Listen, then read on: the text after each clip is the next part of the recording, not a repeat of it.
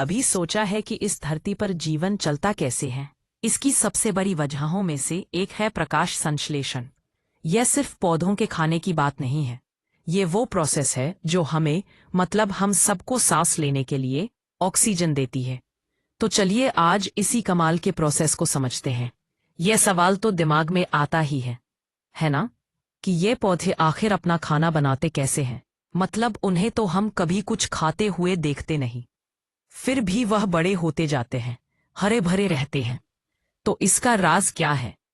भाई इसका जवाब छिपा है एक, कह सकते हैं एक जादुई प्रक्रिया में, जिसे हम कहते हैं प्रकाश संश्लेषण।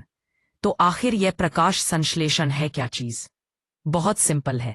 एक नेचुरल प्रोसेस है जिसमें पौधे तीन चीजें इस्तेमाल करते हैं: सूरज की रोशनी, पानी और कार्बन डाइऑक्साइड। इन तीनों को मिलाकर वो अपना खाना यानी ग्लूकोज बनाते हैं और हमारे लिए एक बहुत जरूरी चीज छोड़ते हैं, ऑक्सीजन। देखिए नाम में ही इसका मतलब छिपा है, प्रकाश और संश्लेषण, यानी प्रकाश की मदद से कुछ बनाना। कितना सीधा है। अच्छा, अब जरा इसकी साइंटिफिक रेसिपी भी देख लेते हैं। ये जो इक्वेशन दिख रही है ना, ये बस उसी कमाल की कहानी को केमिस्ट्री की भाषा में बताती है।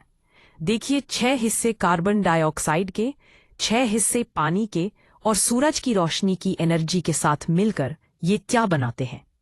ग्लूकोज यानी पौधे का खाना, और साथ में 6 हिस्से ऑक्सीजन के, मतलब हवा और पानी से खाना और सांस बनती है। कमाल है। तो इस कमाल की रेसिपी के लिए क्या क्या इंग्रेडिएंट्स चाहिए? चलिए एक एक करके देखते हैं जीवन की इन जरूरी सामग्रियों को। देखिए इसके 4 मेन कंपोनेंट्स हैं। सबसे जरूरी एनर्जी के लिए सूरज की रोशनी, फिर उस रोशनी को पकड़ने के लिए चाहिए क्लोरोफिल, तीसरा पानी और चौथा कार्बन डाइऑक्साइड। बस ये 4 चीजें, और इनके बिना ये पूरा खेल हो ही नहीं सकता। तो सबसे पहले है सनलाइट यानी सूरज की रोशनी। यही है असली पावर सोर्स। समझिए जैसे गाड़ी को चलाने के लिए पेट्रोल या डीजल चाहिए ना, बिल्कुल वैसे ही इस पूरे प्रोसेस को चलाने के लिए सूरज की एनर्जी चाहिए। ठीक है, एनर्जी तो आ गई, पर उसे पकड़ेगा कौन? यहीं पर हीरो की एंट्री होती है, और वह है क्लोरोफिल। ये जो पत्तियों का हरा रंग होता है ना, वह इसी की वजह से है। यही वह पिगमेंट है जो एक सोलर पैनल की तरह सूरज की सारी एनर्जी को सूख लेता है। तीसरा इंग्रेडिएंट है पानी। यह तो हम सब जानते हैं कि पौधे अपनी जड़ों से जमीन से पानी खींचते हैं और फिर अपने तने से होते हुए उसे पत्तियों तक पहुंचाते हैं। ये एक बहुत ही जरूरी रॉ मटेरियल है। और आखिर में आता है कार्बन डाइऑक्साइड। जी हाँ, वही गैस जो हम सांस छोड़ते वक्त बाहर निकालते हैं। पौधे इसी गैस को हवा से अंदर लेते हैं। उनकी पत्तियों पर ना बहुत छोटे छोटे छेद होते हैं जिन्हें स्टोमेटा कहते हैं। इन्हीं से वह सांस लेते हैं, कह सकते हैं। तो सारे इंग्रेडिएंट्स अब जमा हो गए हैं। अब सवाल यह है कि ये खाना बनता कहाँ है? तो चलिए जरा जूम इन करते हैं और चलते हैं एक पत्ती के अंदर की माइक्रोस्कोपिक दुनिया में, जहां असली फैक्ट्री लगी हुई है। पौधे के हर सेल के अंदर ना एक छोटी सी फैक्ट्री होती है जिसका नाम है क्लोरोप्लास्ट। असली काम यहीं होता है। अब इस फैक्ट्री के भी 2 खास डिपार्टमेंट है। पहला है थाइलोकोइड्स। इन्हें आप फैक्ट्री के सोलर पैनल समझिए, जहां लाइट रिएक्शन होता है। और दूसरा है स्ट्रोमा। यह है असेंबली लाइन, जहां डार्क रिएक्शन होता है। हाँ, तो ये जो पूरा प्रोसेस है ना, ये एक बार में नहीं होता। ये असल में 2 स्टेप्स में होता है, एक के बाद एक। चलिए इन दोनों स्टेप्स को थोड़ा और करीब से देखते हैं। ये देखिए दोनों स्टेजेस में क्या फर्क है। एक है लाइट रिएक्शन और दूसरा डार्क रिएक्शन। जैसा नाम से ही पता चल रहा है, लाइट रिएक्शन के लिए सूरज की रोशनी चाहिए ही चाहिए। इसमें पानी टूटता है और एनर्जी बनती है। दूसरी तरफ है डार्क रिएक्शन।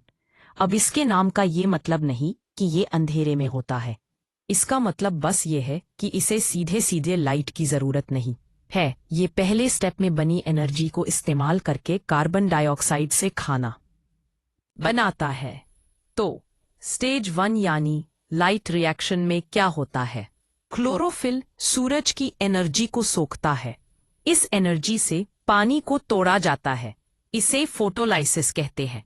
इससे एनर्जी के छोटे छोटे पैकेट बनते हैं। समझिए रिचार्जेबल बैटरीज की तरह, एटीपी और एनएडीपीए।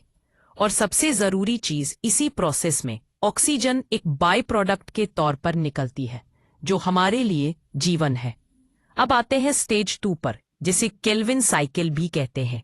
अब यहाँ पर पहले स्टेज में जो एनर्जी वाली बैटरीज चार्ज हुई थी ना, उनका इस्तेमाल होता है। पौधा हवा से कार्बन डाइऑक्साइड लेता है और उस एनर्जी की मदद से उसे ग्लूकोज यानी अपने खाने में बदल देता है। यही वह खाना है जिससे पौधा बढ़ता है, फलता फूलता है। तो यह तो हो गई पौधे के अंदर की कहानी, पर इसका हम सबके लिए, इस पूरी धरती के लिए क्या मतलब है? इसका असर कितना बड़ा है? चलिए अब जरा बड़ा सोचते हैं। देखिए, प्रकाश संश्लेषण सिर्फ एक केमिकल रिएक्शन नहीं है, ये तो जीवन का आधार है। क्यों?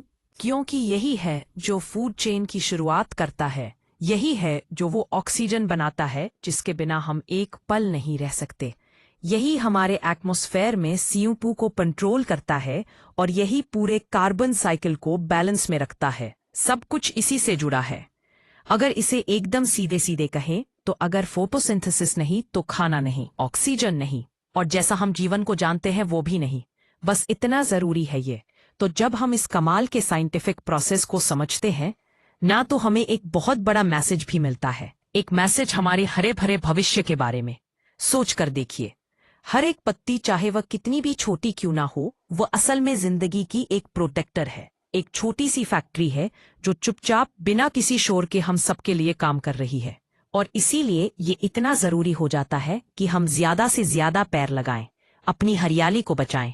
हरा भरा जीवन, खुशहाल धरती, ये सिर्फ एक स्लोगन नहीं है, ये हमारी जरूरत है, हमारी जिम्मेदारी है। तो अगली बार जब कोई पत्ती दिखे तो क्या ख्याल आएगा मन में? शायद अब वह सिर्फ एक हरी पत्ती नहीं लगेगी, शायद उसमें एक छोटा सा सूरज से चलने वाला पावर हाउस दिखेगा जो चुपचाप हम सबके लिए जिंदगी बना रहा है।